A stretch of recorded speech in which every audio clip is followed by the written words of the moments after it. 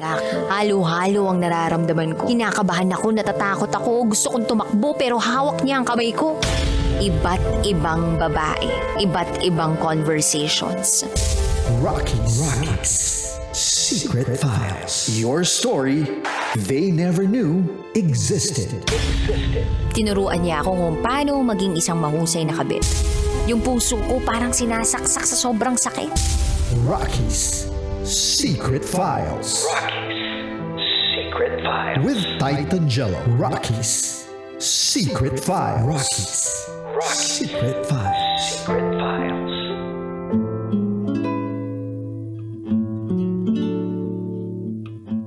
And we're back mga kabisyo sa oras na rin ngayon na 10:20 PM sa buong kapuluan. Kasama nyo pa rin ang titindig sa mga pinaglalaban ninyo, DJ Titan Jello. Mga kabisyo, napakinggan nga po natin ang kwento ni Dondon na binahagi niya sa ating Secret Files.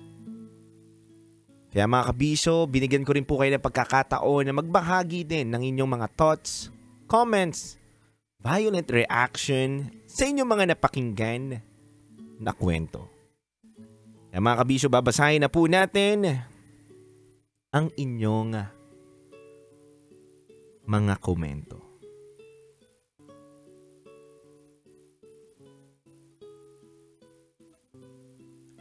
Sabi ni Charles Sancho, di ba uso ang remedial?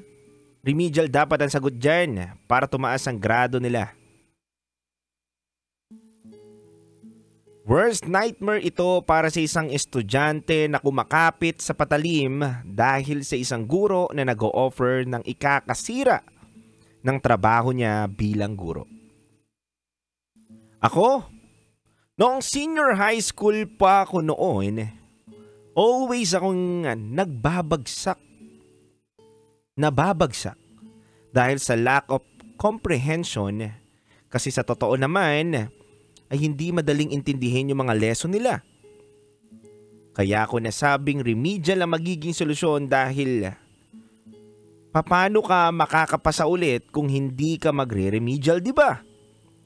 Siguro para kay sender, keep moving forward at kalimutan niya na ang naranasan niya. Grabe yun sa totoo lang. Yan po ang binahaging komento ni Charles Sancho sa ating Secret Files story ngayon. Good evening po, Titan Jello, sabi naman ni Tin Rivera. Saludo po ako sa payo ninyo para sa kabataan yung nawalan ng landas sa buhay. Related ako dito sa kaibigan ko kahit may pinadaan dyan, binigyan kami ng special project. Yun ay may kulang kami sa activities pero wag naman yung ginawa ng mali.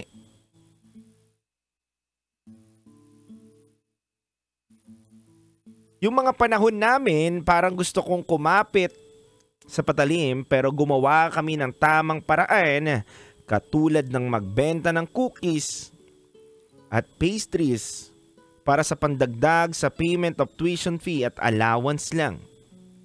Lagi mong tatandaan na kakayanin natin to at huwag kayong sumuko sa buhay, laban lang at God bless. Akala ko nagtinda ka ng mga yema, pastries, tapos binigyan mo yung teacher mo, nakapasa ka, gano'n.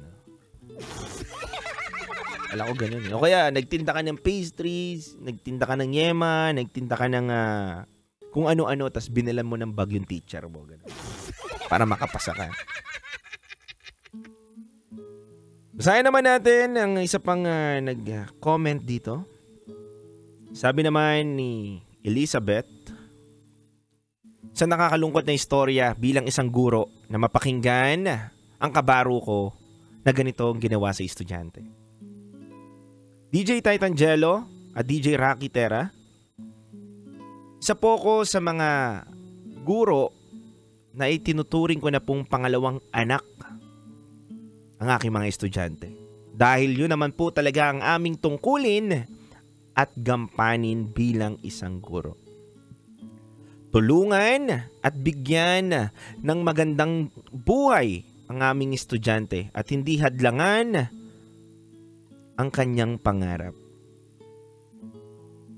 Nakakalungkot lang dahil may isa na namang guro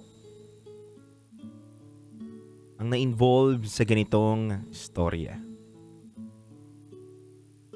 Pero lagi niyong tatandaan sa lahat ng mga nakikinig ngayon na may guro man na nakagawa ng ganito. Huwag pa rin kayong matakot na lumapit at magsabi sa inyong pangalawang magulang. O ito ang inyong guro. Dahil ilang porsyento lang ang may mga ganyang ugali. At nananaig pa rin ang mapagmahal at maayos na guro sa kanyang estudyante. Maraming salamat po DJ Titan at DJ Rocky sa isang kwento na kapupulutan ng aral, hindi lang ng estudyante, kundi naming mga guro. Magandang gabi po. Alam niyo mga kabisyo,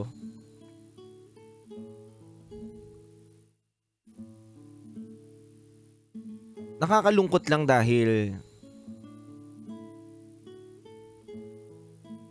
'di ba, yung mga maayos na guro kakatakutan na ngayon ng mga estudyante.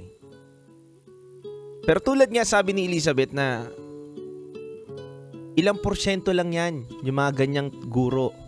Huwag pa rin kayong matakot na magsabi sa pangalawa ninyong magulang. Dahil nga sinasabi natin na ang paaralan ay pangalawang tahanan. Kaya consider talaga na pangalawa natin sila magulang na magpoproteksyon, magbibigay liwanag at daan para maabot natin ang mga pangarap natin. Yan po ang tungkulin ng guro. At higit sa lahat, hindi po magpa-project na magpa-project. Hindi po para ipitin ng estudyante sa thesis. Hindi po para mas lalo pang ilubog ang estudyante. Diba? Sabi ko nga sa inyo, ako, may bayaw ako at kapatid akong guro ng kolehiyo. Master teacher yung bayaw ko, yung kuya ko naman nagtuturo naman ng IT subject sa isang pribadong paaralan din. Aside sa pagiging professional din nila na may trabaho talaga sila. Alam mo, kapag nag-uusap-usap kami, hindi naman ikakayaman ng guro kung papahirapan niya estudyante. Diba? Hindi naman ikakayaman at ikakagaling ng guro kung pagbibigyan mo yung estudyante. Alam mo, nakakaasar lang kabisyo. Alam ko na dinidisiplina ng guro ang isang estudyante upang matuto at magkaroon ng magandang kinabukasan. Pero minsan kasi kabisyo na nagiging over na eh. Over na sa OA.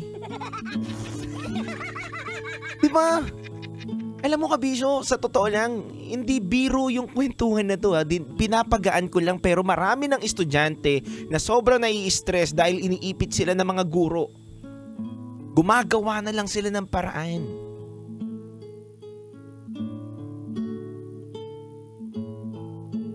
Minsan naman, sana itong kwento na to magkaroon ng kaliwanagan sa mga guro na pagaanin natin. Pangalawang tahanan nga eh. Sana ma-feel ng mga estudyante na yung pinapasukan nila talaga ay pangalawang tahanan. Ikalawang magulang nila yung nakakausap nila at nagtuturo sa kanila. At ito naman, naguro na ng abuso sa ating letter sender na si Don Don. Ang propesyon nyo po ay magturo at gumabay sa estudyante. Hindi po manundot. Hindi po tikman at abusuhin kahinaan ng isang estudyante. Pero lagi niyong tatandaan, kung naranasan mo na to at nandyan ka na sa punto na yan at hindi na natin mababalik. Sabi nga kanina, kabisyo, hindi naman ikaw pwedeng husgahan sa iyong nakaraan. Bagkus, iba ka sa iyong hinaharap. Past is past. At harapin mo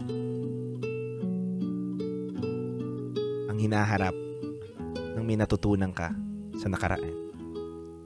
Kaya mga kabisyo, handog kong awitin sa inyo ngayon gabi na to.